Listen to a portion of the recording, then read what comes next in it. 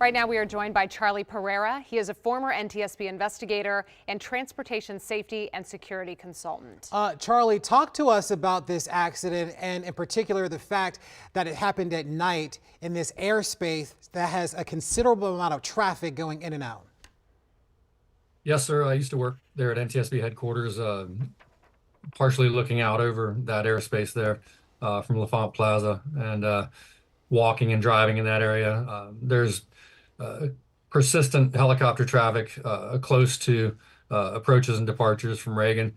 And while that is relatively safe during the daytime when there's good visibility, visual meteorological conditions, at nighttime your visibility is reduced. Even if it was visual night conditions like we had last night, the visibility is still reduced. And if you look at the flight path of these two, the airplane was turning to the left, going almost perpendicular to the helicopter's flight path.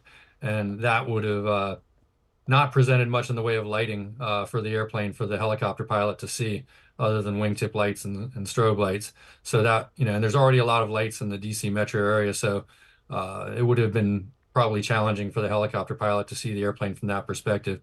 So just in general, I think a prudent thing for the NTSB to recommend and the FAA to put into place until the investigation goes further would be to eliminate any nighttime or instrument meteorological condition flights of helicopters near Reagan Airport until that's more fully investigated and analyzed.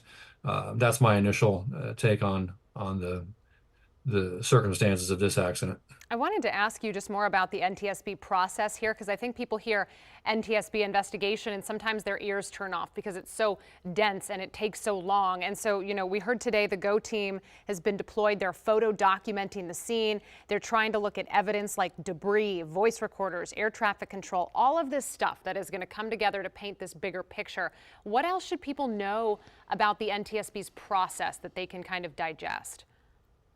Well, they have a multidisciplinary, what's called GO team, and it's what they refer to as a party process. So there will be, for example, in my case, I was either group chairman of the Vehicle Performance Division or group chairman of the Vehicle Performance Group. So you have groups, and underneath each group, I would have, for example, anywhere from 2 to 10 group members that are experts in the area that we're looking into. For example, if I was doing this case, a CRJ, I might have a Bombardier engineering expert on my group. And similarly, they would have an ATC group, a pilots group called an operations group, a maintenance group, power plants group, all these different groups to look into their respective areas of expertise. So that's what's going on right now with the GO team.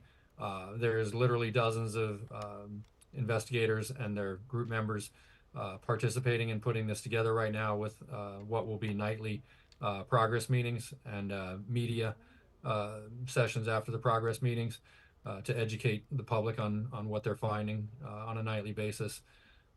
So that's the general thing that's going to go on. Of course, they've indicated they haven't found the flight data recorder or cockpit voice recorder yet. Those are key pieces of information to help with the investigation. Should be able to hear the audio environment in the cockpit of both of the aircraft and have all of the numerical data for airspeed, pitch attitude, bank angle, position, all the hundreds, if not thousands of different quantitative parameters for the two respective aircraft. And then they'll start putting together a more refined version of the flight path. We've already seen radar plots of the flight path of the two aircraft, but those are relatively coarse compared to what is available from the flight data recorders. So that's what they'll put together.